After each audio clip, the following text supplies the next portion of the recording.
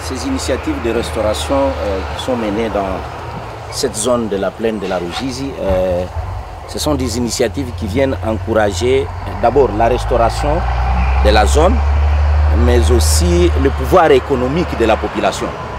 Le pouvoir économique de la population, parce que ça, ce sont des avocatiers. Des avocatiers qui attendent juste la période de la distribution auprès des communautés.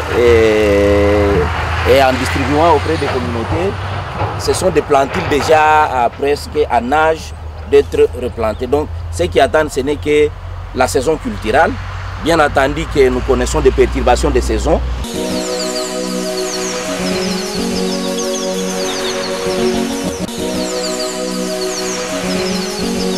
On est caractérisé par la présence d'hippopotames qui a ravagé les champs des communautés.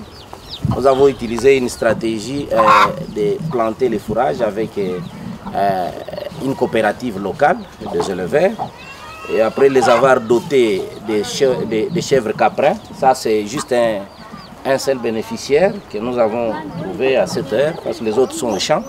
Et l'idéal pour nous, c'est contribuer à cette restauration, mais qui valorise l'élevage également, et en compensation des champs qui ont été détruits par les hippopotames dans la zone.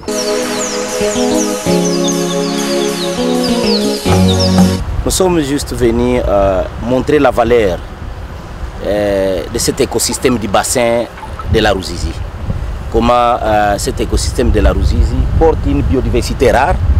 Donc, en restaurant la zone ici dans le bassin versant, nous contribuons d'un côté à stabiliser cet habitat des hippopotames, mais aussi promouvoir l'écotourisme de ces espèces qui constituent une économie pour la communauté riveraine et qui habite dans ce bassin versant de la Ruzizi. Donc, la nécessité d'un côté de contribuer à l'amélioration des conditions de population sous la restauration basée sur le plan fruitier et économique et aussi écologique, mais aussi l'aménagement des sites touristiques, parce que dans la restauration il y a un aspect touristique, va contribuer largement au développement du milieu et aussi aux économies, et aussi le moyen qui viendront de visite des hippopotames vont renforcer un mécanisme de financement local, vont nous aider à établir un mécanisme de financement local pour la restauration de ces paysages du bassin versant de la Ruzizi pour une durabilité dans l'économie